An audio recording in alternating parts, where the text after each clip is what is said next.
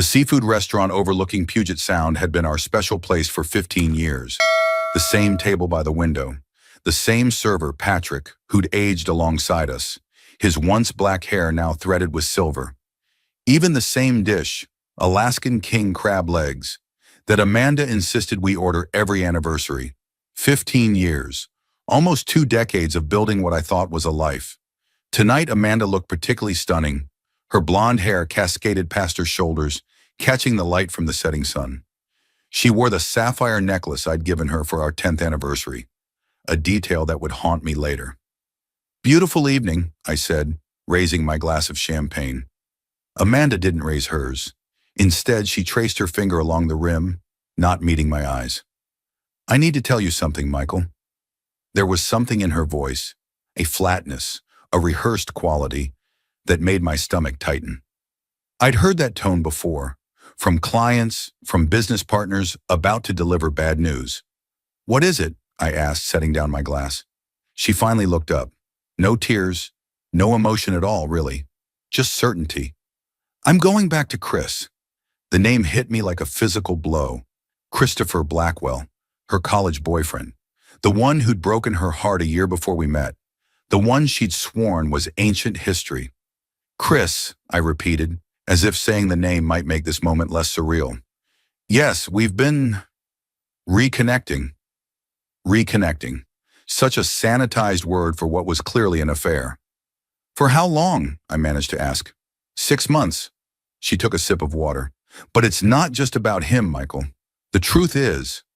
Her voice trailed off, and for a moment, I thought I saw a flicker of something. Guilt, perhaps, in her eyes. But it vanished as quickly as it appeared. "I never really loved you. Not the way I loved him." 15 years of memories flashed through my mind.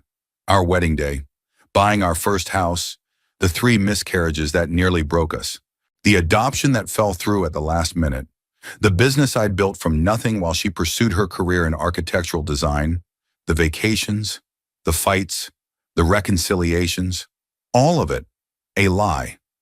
I should have yelled, should have demanded answers, should have flipped the table and stormed out. Instead, I just nodded. That quiet nod seemed to throw her. She'd expected drama, tears, begging, something to justify what she was doing. My calm response left her nothing to push against. "That's it?" she asked, her composure cracking slightly. "You're not going to say anything?" I picked up my champagne glass again and finished it in one swallow. "What would you like me to say, Amanda?" "I don't know. Something. Anything." She leaned forward, her voice rising just enough to draw glances from nearby tables. 15 years together, and you just nod? "Would you prefer I make a scene?" I asked, keeping my voice level. "Beg you to stay? Throw the champagne in your face? At least it would show you cared." The accusation stung more than I wanted to admit. I had cared. God, I had cared so much. "When are you leaving?" I asked instead. She blinked rapidly. "Tomorrow. I've already packed most of my things." I nodded again and signaled to Patrick for the check. "So that's it?" Amanda's voice rose again. 15 years and you're just done?" I slid my credit card into the leather folder Patrick had discreetly placed on our table. "No, Amanda, you're the one who's done. I'm just acknowledging it." The drive home was silent. Amanda stared out the passenger window, occasionally checking her phone, which kept lighting up with notifications. Chris, no doubt, anxious to know if she'd gone through with it. Our house, a modernist structure overlooking Lake Washington that Amanda had designed herself, gleamed in the moonlight as we pulled into the driveway. It had always felt too sterile to me, too perfect, like a museum rather than a home. Tonight, it felt like exactly what it was, a beautiful, empty shell. Inside, Amanda headed straight upstairs, presumably to finish packing. I went to my home office, closed the door, and poured myself 3 fingers of bourbon. Then I opened the bottom drawer of my desk, the one with the biometric lock, and pulled out a thick folder labeled simply, "Contingency." 7 years ago, I'd been having drinks with my old college roommate, Jason Harrington. He was going through a nasty divorce at the time. His wife of 12 years had left him for her personal trainer, taking half his assets and primary custody of their kids. "You know what the worst part is?" Jason had said, nursing his third scotch. I saw the signs. For years I saw them. The late nights at work, the sudden interest in fitness, the new clothes, the way she guarded her phone. I just didn't want to believe it. I remembered patting his shoulder, offering platitudes about how he'd get through it, how he'd find someone new. No, you don't get it, Mike, he'd said, shaking his head. I'm not telling you this for sympathy. I'm telling you as a warning. You think your marriage is different? You think Amanda is different? Maybe she is. But if there's even a 1% chance she's not, you need to protect yourself. Starting now. He raised his glass, his eyes hard. You think love is forever. But if your house ever falls apart, you better be ready. That's the only way you stay a man, not a victim. I'd laughed it off at the time. Amanda and I were solid. We'd been through too much together. But a seed had been planted. And a week later, when Amanda spent an entire dinner texting with someone she claimed was just a client, that seed began to sprout. So I started building what I privately called my paper fortress. First, I consulted with the best divorce attorney in Seattle, quietly, discreetly.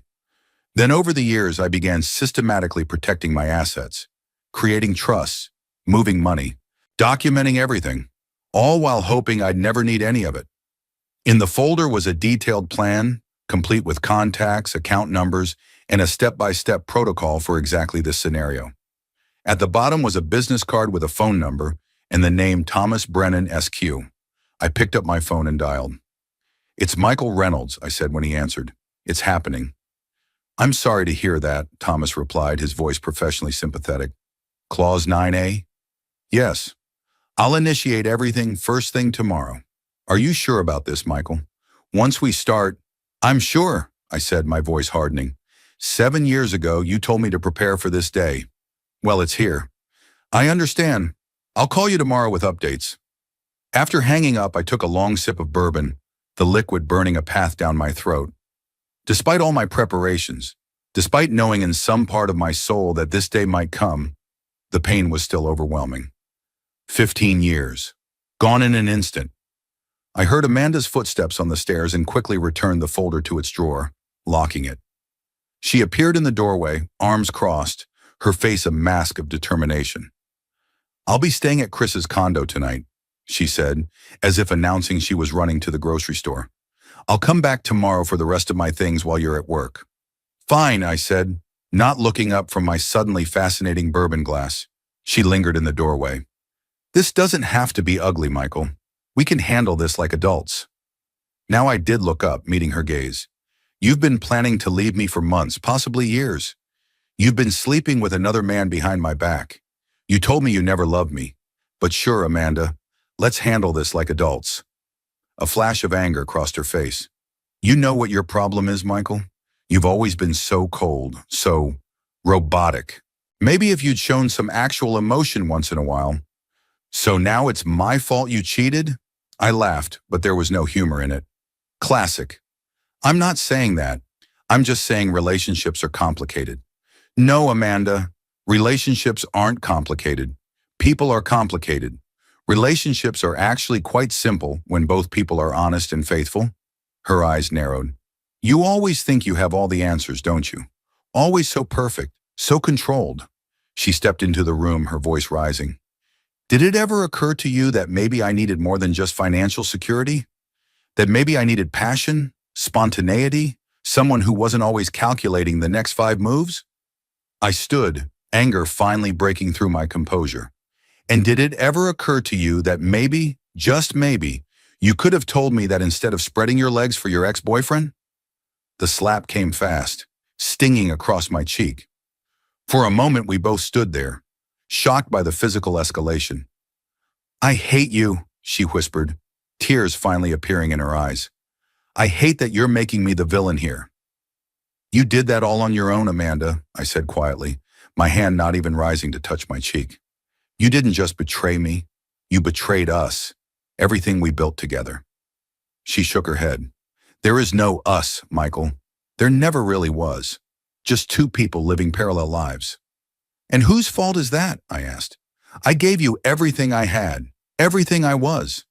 No, you gave me everything you were willing to risk, she countered, but never your heart, never completely. The accusation hung in the air between us, cutting deeper than I wanted to admit. Had she been right? Had I held back, never fully committing emotionally? I don't want to fight with you, she finally said, stepping back. I just want to move on. Then don't, I replied, turning back to my bourbon. Close the door on your way out.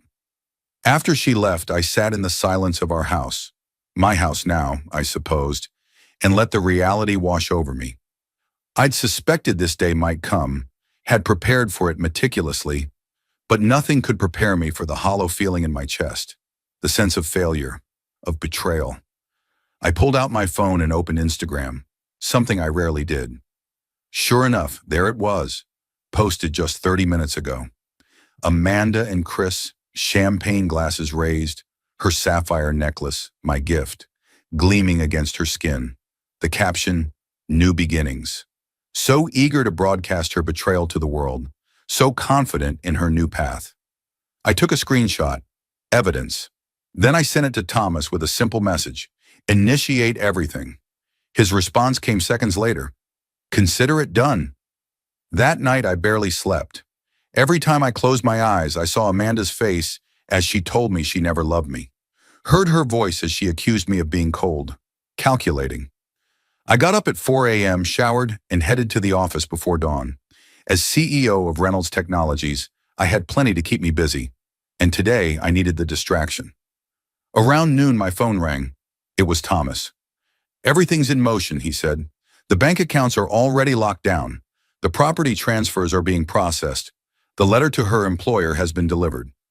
And the other matter? I asked. Our investigator is meeting with Blackwell's former business partner this afternoon. If what you suspect is true, we'll have confirmation by tomorrow. Good, I said. Keep me posted. I hung up and stared out my office window at the Seattle skyline. 15 years with Amanda, and in less than 24 hours, I was systematically erasing her from my life. It should have felt wrong, vindictive. Instead, it felt like survival. My assistant, Rachel, knocked on my door. Your wife is on line 1, she said. She sounds upset. I'm sure she does, I thought. Tell her I'm in a meeting, I replied. Take a message. Rachel hesitated. She says it's an emergency. It's not, I said firmly. Take a message. 20 minutes later, my phone buzzed with a text from Amanda. What the hell have you done? Call me now. I ignored it. Then came another. They won't let me access our accounts. My money, Michael. This is illegal. And another. I'm calling a lawyer. You can't do this to me. I smiled grimly. Let her call a lawyer. By the time she found one willing to take her case, it would be too late. Throughout the afternoon, the texts grew increasingly desperate. The bank manager said everything's been transferred to a trust. How long have you been planning this? My credit cards are declined, all of them. Fix this, Michael. Chris says we need to talk. He says this isn't right. I ignored them all. I'd spent 7 years building my paper fortress. Now it was time to let it do its job. The rest of the day passed in a blur of meetings and calls. I stayed at the office until nearly 10, partly to avoid going home to an empty house, partly because work had always been my refuge. When I finally did get home, I found Amanda sitting on the front steps, her makeup smeared, her hair disheveled. Her designer outfit from that morning had been replaced by jeans and a simple blouse, clothes she'd left at the house. You changed the locks, she said accusingly as I approached. Yes, I replied, stepping around her to enter the new code on the electronic keypad, and the security system. My clothes are in there, my jewelry, my art. You have no right. I have every right, I cut her off. The house is owned by Reynolds Property Holdings, LLC. Your name isn't on a single document. Her face paled. That's not possible. I designed this house. We built it together. You designed it as a contractor, I corrected her. You were paid for your services. Check your tax returns if you don't believe me. This is insane, she whispered, rising to her feet. You can't just erase me like this. I finally turned to face her fully. I didn't erase you, Amanda. You erased yourself when you decided our marriage meant nothing. That's not fair, she protested, her voice breaking. I never said our marriage meant nothing.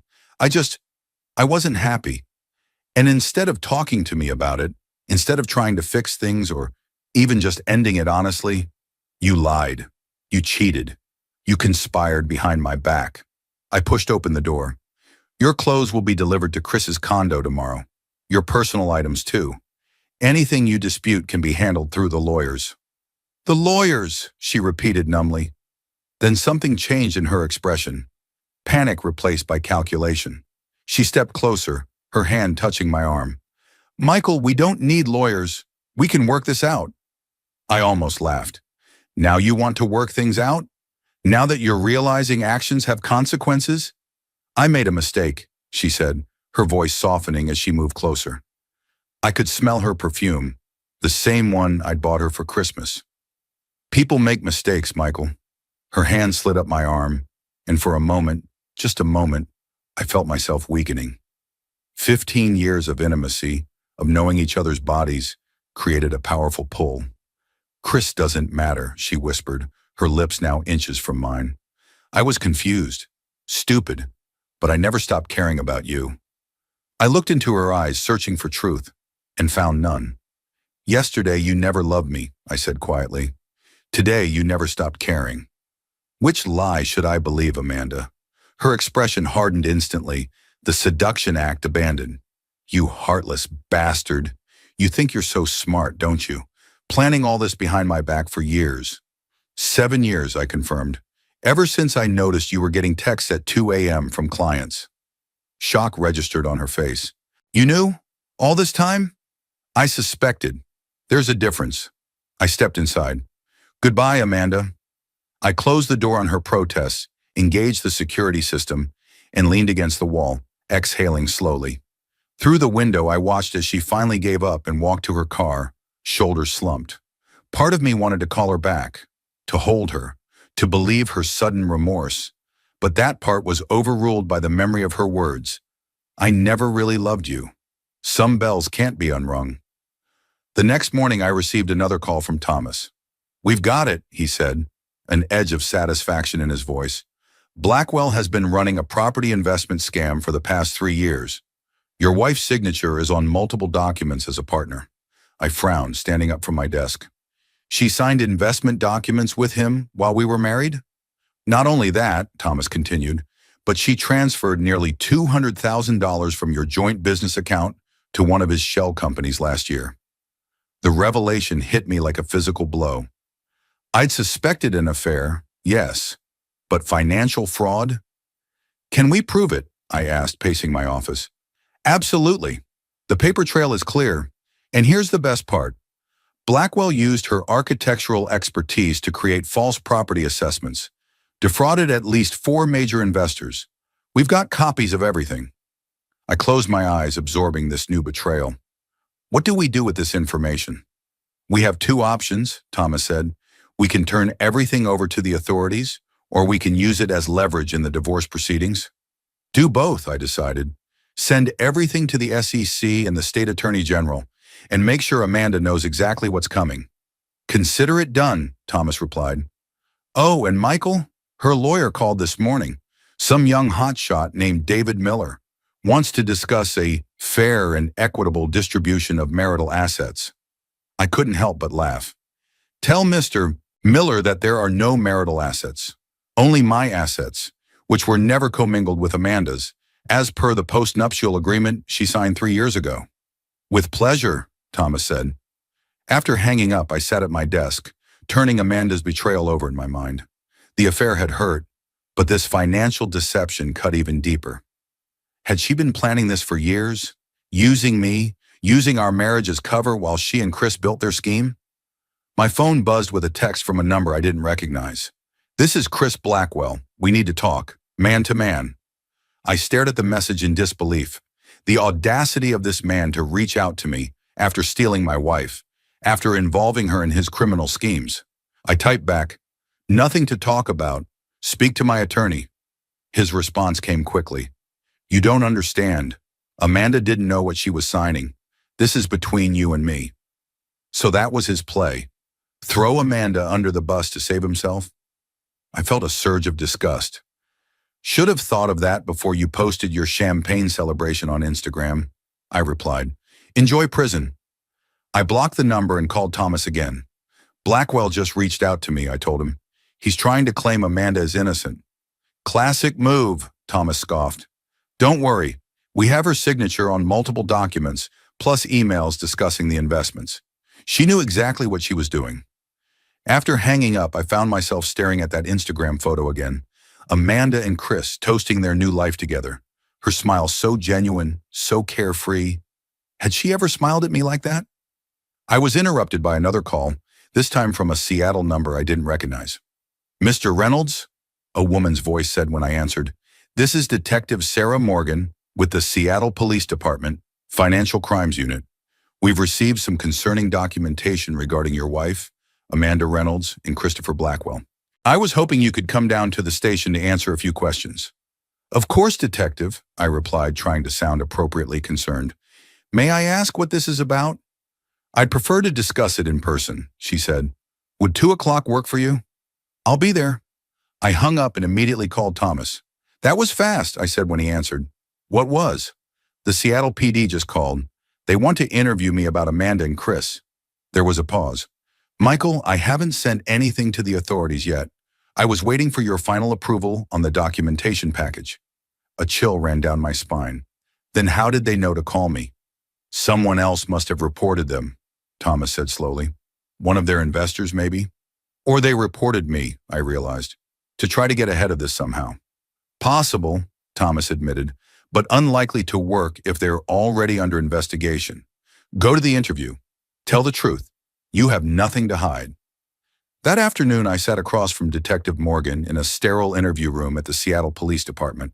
She was younger than I expected, maybe mid-30s, with sharp eyes and a no-nonsense demeanor. Thank you for coming in, Mr. Reynolds, she said, opening a folder. I understand this must be a difficult time for you. How so? I asked, maintaining my composure. She looked up, studying me. We're aware that your wife recently left you for Mr. Blackwell. That must be challenging. So they knew about the personal aspect. Interesting. May I ask how you became aware of that? Detective Morgan gave a small smile. Mr. Blackwell came to us yesterday. He claims you're framing him and your wife for financial crimes as revenge for their relationship. I couldn't help it. I laughed. That's quite an accusation.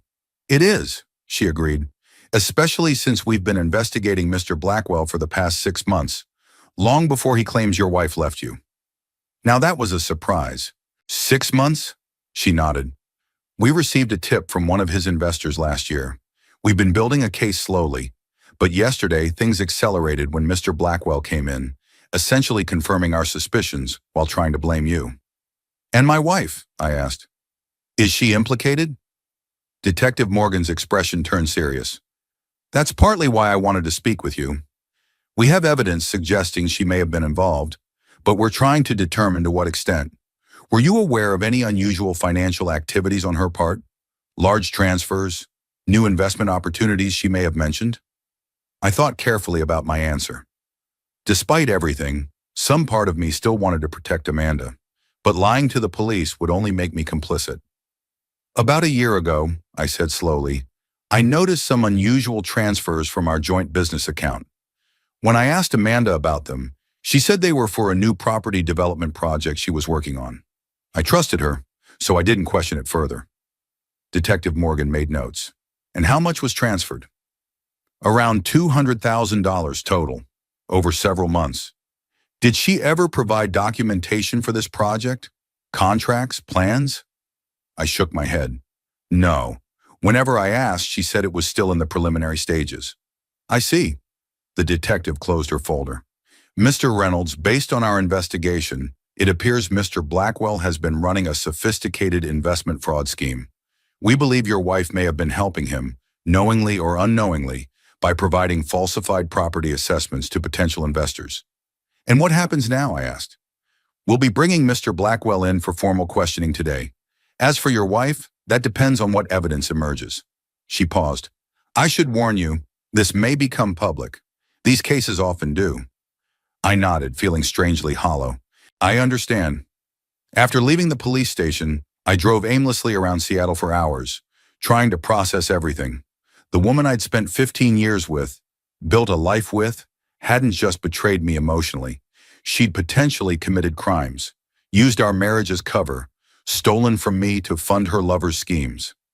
My phone had been buzzing incessantly with texts and calls from Amanda, which I continued to ignore.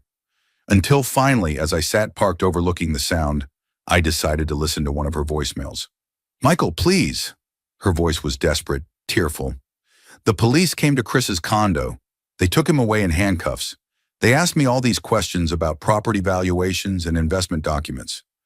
I don't know what's happening. Please call me back. Please." The raw fear in her voice almost moved me. Almost. Instead, I called Thomas. "The police have arrested Chris," I told him. "They questioned Amanda but didn't arrest her. Yet." "Not surprising," Thomas replied. "They'll want to build a stronger case against her. Financial crimes are complicated. They need to establish knowledge and intent." "And do they have that?" I asked. "Did she know what she was doing?" There was a pause. "Michael, I need to be clear about something. The documents we have, they strongly suggest Amanda knew exactly what was happening. There are emails where she and Blackwell discuss how to structure the valuations to attract investors. She wasn't an innocent bystander."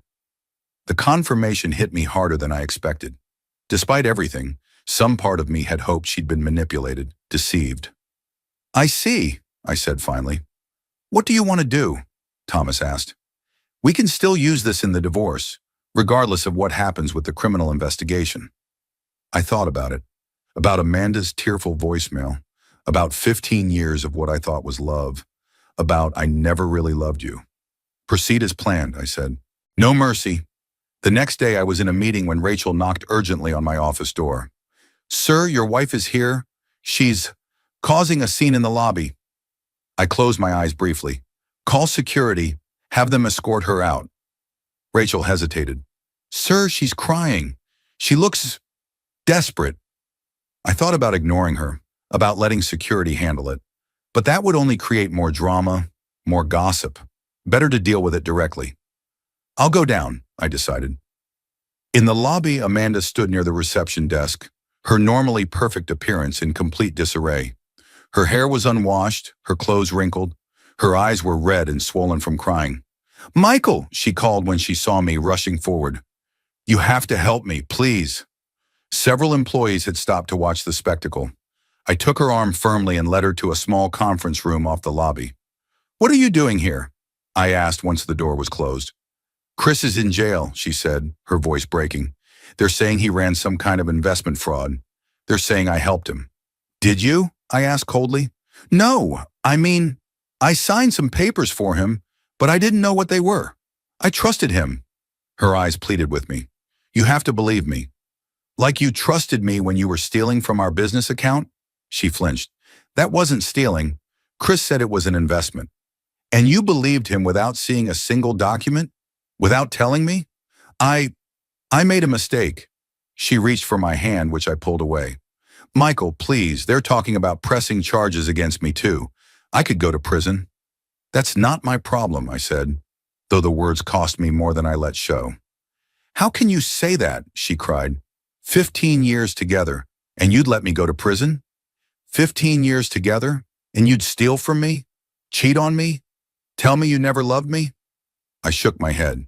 "You made your choices, Amanda. Now you get to live with them."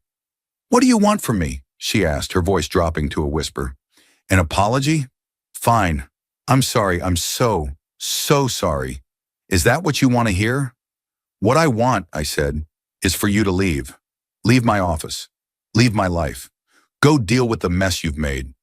"I have nowhere to go," she said, desperation creeping into her voice. "Chris's condo has been seized. My credit cards don't work. The bank accounts are frozen. I can't even get into our house. My house." "Not your house," I corrected her. "Never was. Check the deed." "Where am I supposed to go?" she demanded, anger replacing desperation. "You've taken everything." "No, Amanda. I protected what was mine. There's a difference." I stood, indicating our conversation was over. "I suggest you find a lawyer, a good one." "I can't afford a lawyer," she shouted. "You've made sure of that." I reached into my pocket, pulled out my wallet, and placed $500 on the table. "That should get you a hotel for a few days. After that, you're on your own." Her face crumpled, the reality of her situation finally sinking in. "Michael, please, I'll do anything. Anything. For a moment, just a moment, I felt my resolve waver. This was the woman I'd built a life with, the woman I'd planned to grow old with. But then I remembered the Instagram photo, the champagne toast. New beginnings. Goodbye, Amanda, I said, walking to the door. You'll regret this, she called after me, her voice hardening. When the truth comes out about how you set me up. I turned, anger flashing through me. Set you up? I didn't make you cheat, Amanda. I didn't make you steal. I didn't make you commit fraud. You did all that on your own. You never loved me, she spat. Not really, I was just another asset to you. Another possession. No, Amanda, I loved you completely.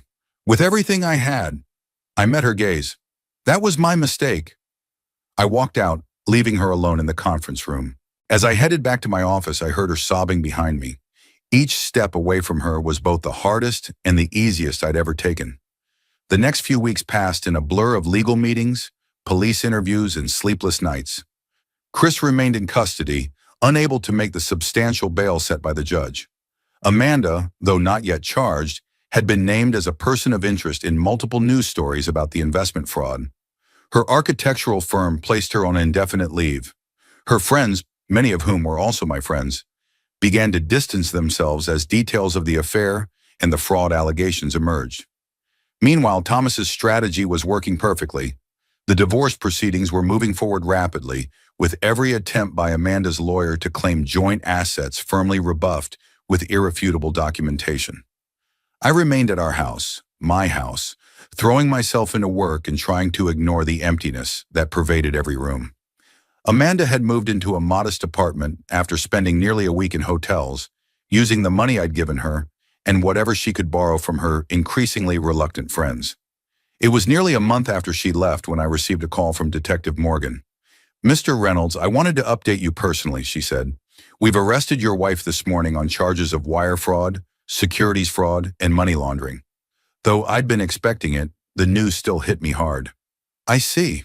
What happens now? She'll be arraigned tomorrow morning. Given the nature of the charges and her lack of prior record, she'll likely be released on bail, assuming she can post it. And if she can't, I asked.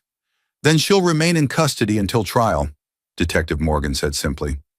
After hanging up, I sat at my desk, staring at nothing. Amanda in jail. The woman I'd married, the woman I'd loved, behind bars. It seemed surreal. My phone rang again. An unknown number. Michael Reynolds, I answered. Michael? It's David Miller, Amanda's attorney. The voice sounded young, stressed. I know we've been adversaries in the divorce proceedings, but I'm calling about a more urgent matter. Her arrest, I surmised. Yes, her bail has been set at $200,000. She doesn't have it, not even close.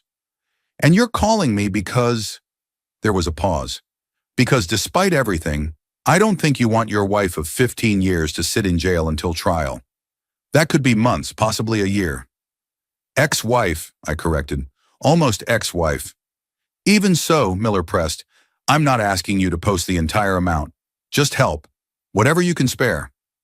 I thought about Amanda in a jail cell, about her betrayal, about the choices that had led us both here. I'll think about it, I said finally. Her arraignment is at 9 a.m. tomorrow, Miller said. Please let me know your decision by 8. After hanging up, I called Thomas. Her lawyer wants me to help with bail, I told him. Don't do it, Thomas advised immediately. She made her bed. I know, I said. But jail, Thomas. Actual jail. She committed actual crimes, Michael. Multiple felonies. This isn't just about the affair anymore. I sighed. I know, 15 years. 15 years she threw away, Thomas reminded me. Don't let guilt cloud your judgment now. That night I barely slept, turning the decision over in my mind. By morning I knew what I had to do.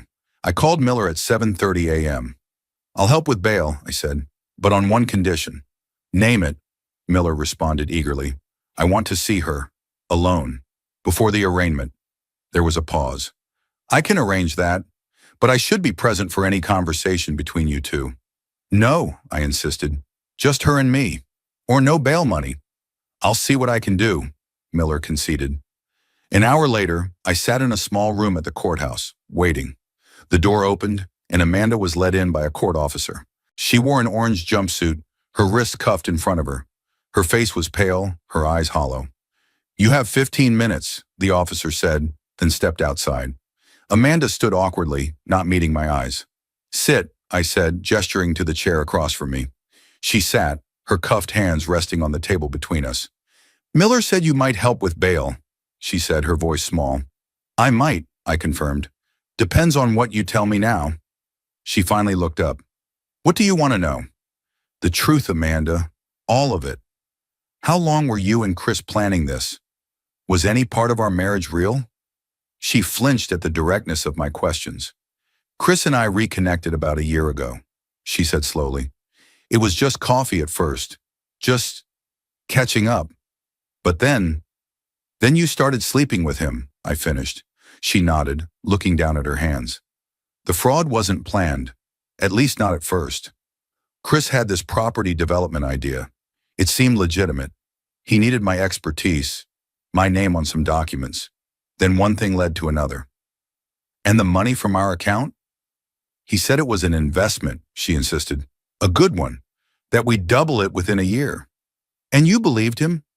"I wanted to," she admitted. "I wanted to believe in something exciting, something that was just mine, something that wasn't carefully planned and controlled like everything in our life together." The accusation stung. "So this is my fault? Because I was too controlled?" "No," she said quickly. "No, that's not what I meant. This is on me. All of it." She looked up, tears in her eyes. "I ruined everything, Michael. Our marriage, my career, my life. And for what? For a man who's now trying to blame everything on me." "Is he?" I asked, though I already knew the answer. She nodded miserably. "His lawyer told my lawyer that Chris is claiming I was the mastermind, that I used my architectural credentials to lure investors, that he just went along with my plan. And was that true? No, God, no. It was all his idea. I just wanted to believe in something. In someone." She wiped a tear. "I was stupid. So stupid." We sat in silence for a moment, the weight of her confession hanging between us. "Will you help with bail?" she finally asked. "I can't stay in here, Michael. I can't." I studied her face, searching for manipulation, for an angle. I found only desperation and genuine remorse. "I'll post your bail," I said finally. "But that's it, Amanda. After that, we're done. Completely." Relief washed over her face. "Thank you. Thank you so much." "Don't thank me," I said, standing. "Just remember this moment. Remember that when everything fell apart, when everyone else abandoned you, it was the husband you betrayed who still showed you mercy." The trial came 3 months later. Despite the evidence against her, Amanda maintained that she had been manipulated by Chris, that she hadn't understood the full extent of the fraud. The jury didn't buy it. She was convicted on 2 counts of wire fraud and 1 count of securities fraud. At sentencing, the judge took into account her lack of prior criminal record and her cooperation after her arrest. She received 5 years with the possibility of parole after serving 18 months. Chris Blackwell, with his longer criminal history and role as the primary architect of the scheme, received 12 years. I attended the sentencing hearing, sitting in the back of the courtroom. Amanda didn't see me come in, but as she was led away in handcuffs, she turned, scanning the crowd. Our eyes met briefly before she was taken through a side door. That was the last time I saw her. The divorce was finalized while she was in prison. True to my word, I provided her with a modest settlement. Not out of love or forgiveness, but because, despite everything, I couldn't bring myself to leave her with absolutely nothing after 15 years. I sold the house, too many memories, and bought a waterfront condo downtown. Simple, minimalist, no reminders of the past. Jason, my friend whose divorce had prompted my paper fortress, called me about a year after everything happened. "I heard through the grapevine," he said, "about Amanda and everything. Are you okay?" "I'm surviving," I told him truthfully. "You were smart," he said, "protecting yourself the way you did. Most guys aren't that forward-thinking." "I wish I hadn't needed to be," I replied. There was a pause. "Do you regret it? The way you handled things with her?" I thought about Amanda's face in that courthouse room, the genuine remorse. the desperation. No, I said finally. She made her choices. I made mine. 18 months later, I received a letter postmarked from the Washington Correction Center for Women. I recognized Amanda's handwriting immediately. For days, I left it unopened on my kitchen counter, debating whether to read it or simply throw it away. Finally, curiosity won out. "Dear Michael," it began, "by the time you read this, I'll be out on parole. I don't expect a response to this letter. I don't even know if you'll read it, but I needed to say these things, even if only to put them on paper." She wrote about her time in prison, about the therapy she'd undergone, about how she'd come to understand the damage she'd done, not just to me, but to herself. "I told you I never loved you," she wrote. "That was a lie, the worst lie I ever told. I did love you, Michael, but I was too broken, too selfish to love you the way you deserved, and I'll regret that for the rest of my life." The letter ended simply, "I'm sorry. For everything. Amanda." I folded the letter and put it back in its envelope. Then I placed it in a drawer and closed it firmly. Life had moved on. I had moved on. 6 months later, I was having dinner with a colleague when I saw her. Amanda was working as a server at a small restaurant on the outskirts of Seattle, the only job her criminal record would allow. She didn't notice me, focused as she was on carrying plates to a nearby table. She looked different, thinner, older. The confident, stylish woman I'd been married to had been replaced by someone who moved through the world with her head down, as if trying to remain invisible. I paid the bill quickly and left before she could see me.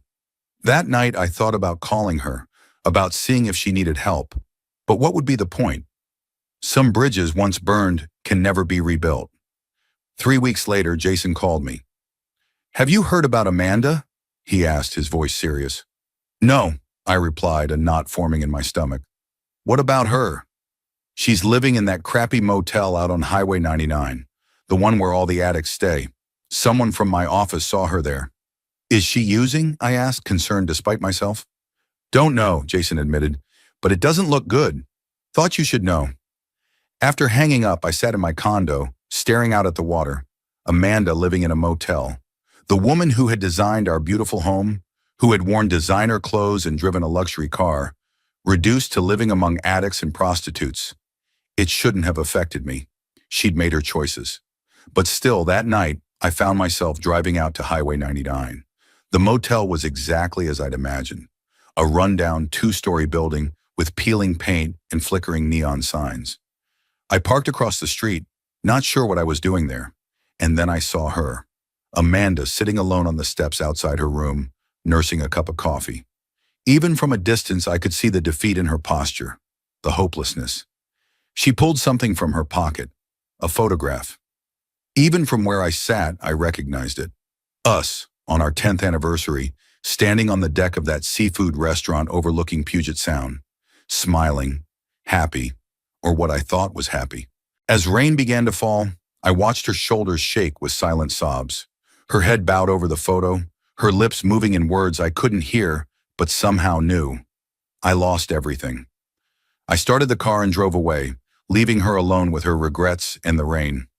Some choices can't be undone, some betrayals can't be forgiven, and some people only realize what they had after they've destroyed it completely. As for me, I would rebuild my life. Different, but stronger. Wiser, more cautious, yes, but also more aware of my own resilience. Amanda had told me she never really loved me. Maybe that was true. Maybe it wasn't. In the end, it didn't matter. What mattered was that I had loved myself enough to walk away with my head held high. Life goes on, even after betrayal, even after loss, even after the person you thought would be by your side forever walks away.